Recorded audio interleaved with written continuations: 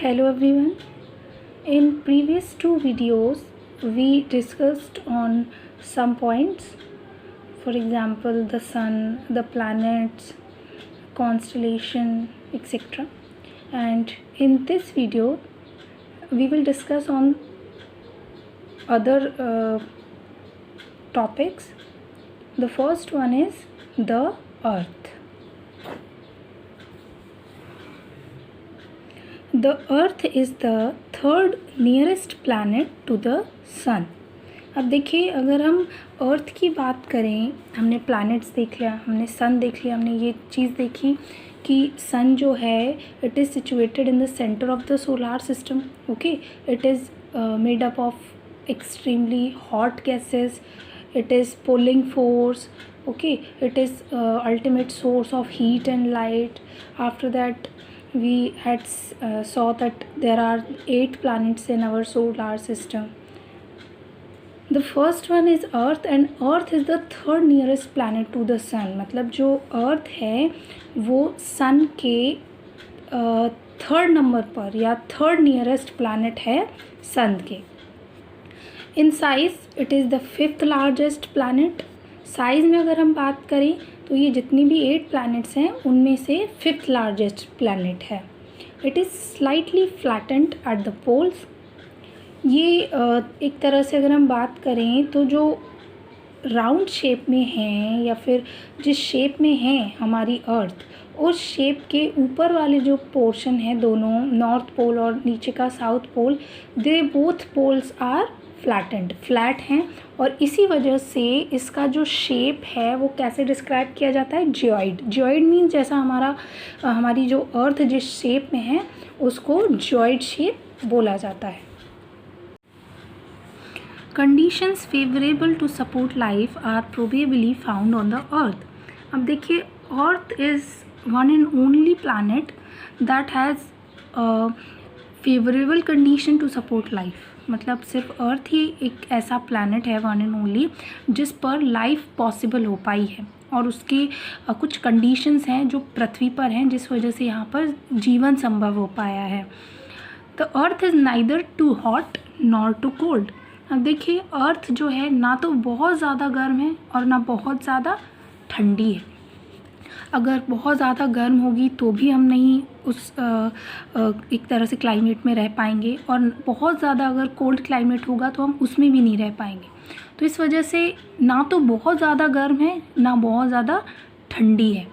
It has water and air which are essential for our survival. अब देखिए, अर्थ पर पानी भी है, एयर भी है, जो किसी भी एक तरह से ये पानी, हवा हमारे जीवन के लिए संभव है. It is necessary for our survival. तो both are situated on the planet. The air has life supporting gases like oxygen. इसके अलावा सांस लेने के लिए जितने भी जो लिविंग ऑर्गेनिज्म हैं उनको सांस लेने के लिए जो गैस चाहिए, oxygen, it is also situated on this planet, on earth. Okay, because these reasons the earth is a unique planet in the solar system. और इन्हीं सारी जो reasons हैं, इन्हीं सारे reasons की वजह से earth is called a unique planet. unique planet कहलाता है हमारा जो earth है वो, because it has our earth has so many favorable condition to support life.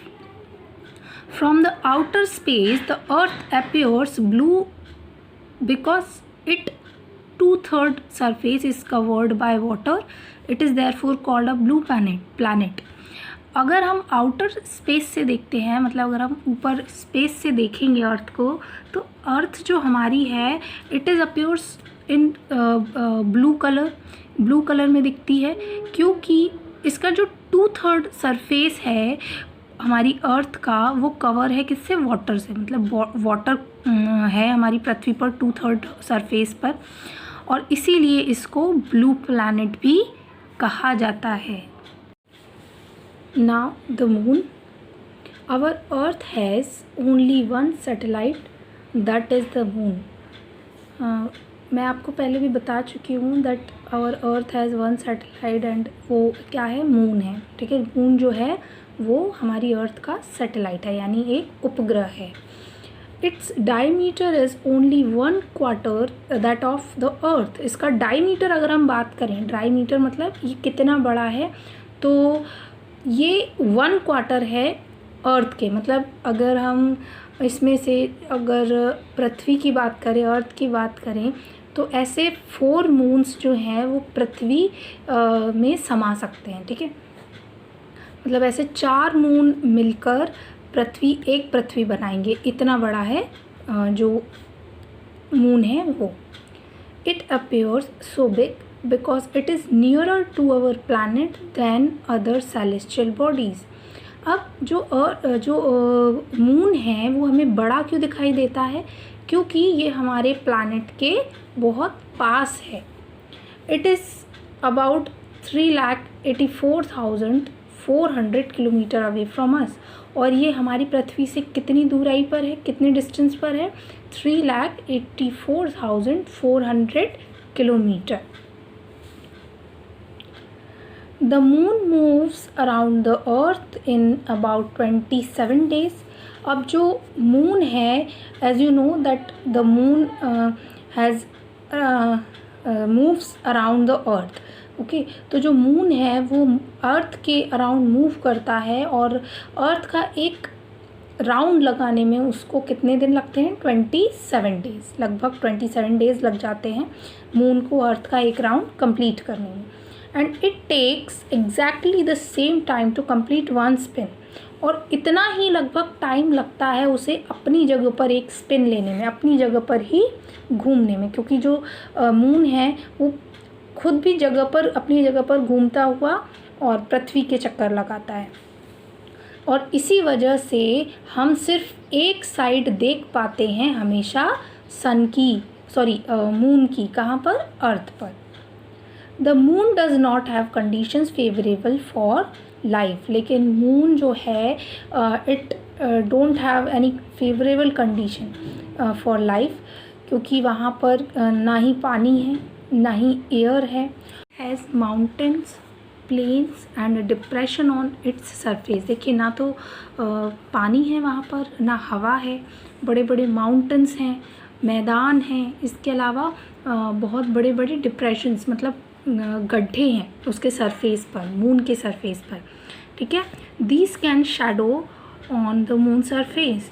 और उसकी वजह से, और इन्हीं सारी चीज़ों की वजह से, जो गड्ढे हैं उसकी वजह से, बड़े बड़े माउंटेन्स हैं उसकी वजह से, जो मून है उसके सरफेस पर आपने देखा होगा थोड़ी ब्लैकनेस दिखाई देती है, शैडोज़ जैसे दिखाई देते हैं। Look at the full moon and observe these shadows. अब आप देखिएगा कि जब भी फुल मून हो तब आप ऑब्ज़र्व करेंगे, अगर आप मून को एक तरह से देखेंगे ध्यान से, तो आप ये ऑब्ज़र्व करेंगे कि मून पर एक तरह से कुछ शैडोज़ टाइप की है, मतलब ब्लैकनेस टाइप की है। ठीक है, वो किस वजह से है? इन्हीं बड़े बड़े माउंटेन्स और जो गड्ढे हैं उनकी वजह से। The next one is asteroids. Apart from the stars, planets and satellites, there are numerous tiny bodies which also move around the sun. अब देखिए, planets हैं, stars हैं, satellites हैं, इनके अलावा भी कुछ छोटी छोटी मतलब जिनको एक बात करें कि बहुत बड़ी संख्या में कुछ छोटे छोटे पत्थर टाइप के, इस टाइप के जो एस्ट्रॉइड जिनको बोले वो हैं, जो सन के मूव अराउंड करते हैं। और these bodies are called asteroids. और इन्हीं को क्या बोला जाता है? एस्ट्रॉइड्स। कुछ इस टाइप के पत्थर जैसे होते हैं उनको एस्ट्रॉइड बोलते हैं, जो सन के अराउंड मूव करते हैं। They are found between the orbits of Mars and Jupiter. अब देखिए, ये जो एस्ट्रॉइड्स हैं ये कहाँ, किस जगह पर पाए जाते हैं? ये पाए जाते हैं between the orbit of Mars and Jupiter. जो मार्स प्लैनेट है और जो जुपिटर प्लैनेट है उसके बीच वाला जो हिस्सा है वहाँ पर एस्ट्रॉइड की एक बेल्ट है, मतलब उतने पोर्शन में काफ़ी सारे एस्ट्रॉइड्स पाए जाते हैं। Scientists are of the view that asteroids are parts of a planet which exploded many years back. Scientist का ऐसा, जो साइंटिस्ट हैं हमारे, उनका ऐसा मानना है कि जो ये एस्ट्रॉइड हैं ये काफ़ी साल पहले, हो सकता है कि कई हज़ार साल पहले एक प्लैनेट रहा होगा और धीरे धीरे जो क्या हो गया होगा, टुकड़ों में बट गया होगा और इस वजह से ये एस्ट्रॉइड्स फॉर्म हुए हैं उस प्लैनेट से। Meteoroids, the small pieces of rocks which move around the sun are called meteoroids. हम देखिए कुछ छोटे छोटे पीसेस रॉक्स के, वैसे बहुत बड़े बड़े रॉक होते हैं वो, जब अगर हम उन्हें स्पेस से देखेंगे तो बहुत बड़े बड़े रॉक्स होते हैं, लेकिन उस तरह से, लेकिन हमारा जो यूनिवर्स है दैट इज़ वेरी बिग, लेकिन तो इतने बड़े यूनिवर्स में इतने बड़े बड़े पत्थर भी छोटे छोटे पीसेस दिखाई देते हैं, लगते हैं, ठीक है। तो जो छोटे छोटे स्मॉल पीसेस हैं रॉक्स के, वो भी मूव करते हैं किसके अराउंड, सन के अराउंड, जिनको क्या कहा जाता है, मीटरॉइड्स कहा जाता है। Sometimes these meteoroids come near the earth and tend to drop upon it. कई बार ये जो मीटरॉइड्स हैं पृथ्वी के इतने नज़दीक आ जाते हैं कि जो पृथ्वी का जो एक तरह से अगर हम बात करें गुरुत्वाकर्षण जो एक तरह से बल है या ग्रेविटेशनल फोर्स है, उसकी वजह से ये मीटरॉइड्स पृथ्वी की तरफ या अर्थ की तरफ गिरने लगते हैं। During this process due to friction with the air they get heated up and burn. अब इस प्रोसेस के द्वारा जब वो गिरते हैं पृथ्वी पर तो बहुत तेज़ स्पीड से आते हैं वो पृथ्वी की तरफ, जिसकी वजह से क्या होता है, हवा के साथ उनका फ्रिक्शन होता है और वो कैसे हो जाते हैं, गर्म हो जाते हैं और जलने लगते हैं। It causes a flash of light, और इस वजह से ऐसा लगता है, जैसे आपने कई बार देखा होगा ना, आप कहते हैं टूटता हुआ तारा, तो वो मीटरॉइड्स ही होते हैं जो फ्रिक्शन की वजह से, एयर की फ्रिक्शन की वजह से जलने लगते हैं और हम उसे टूटता तारा नाम दे देते हैं। It causes a flash of light. Sometimes a meteor, without being completely burnt, falls on the earth and creates a hollow.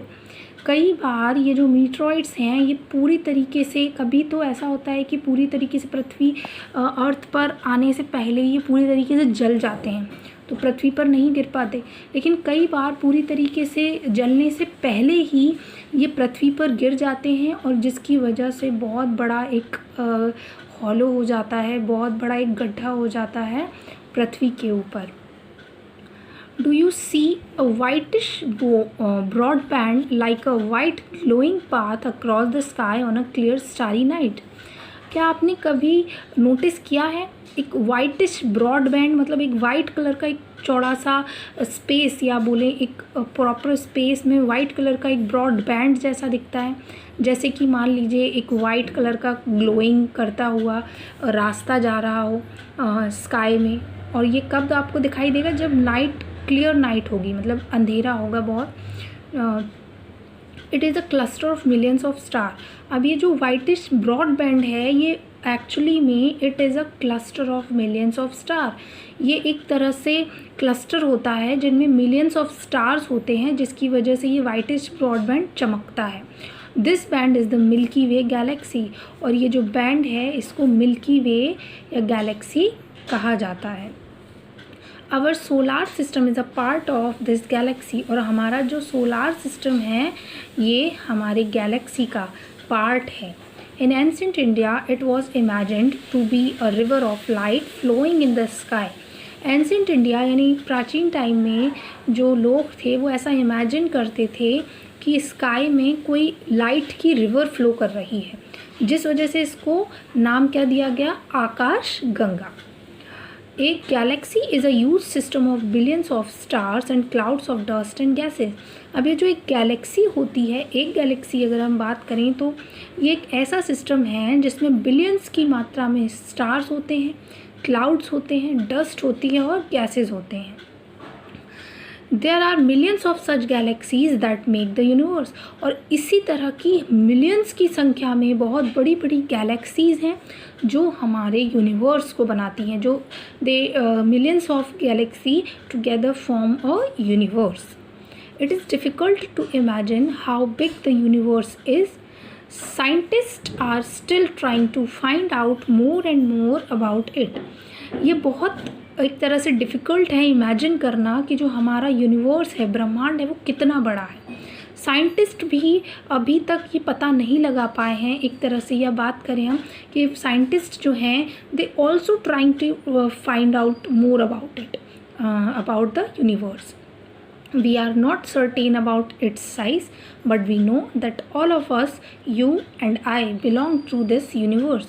हम इसका एक प्रॉपर सर्टेन साइज़ नहीं बता सकते क्योंकि we don't know about it. कोई भी नहीं जानता कि प्रॉपर कितना बड़ा है यूनिवर्स, लेकिन हम इतना ज़रूर कह सकते हैं कि हम जितने भी लोग हैं, all of us including you and me, we all are belong to this universe. हम सब इस यूनिवर्स का हिस्सा हैं.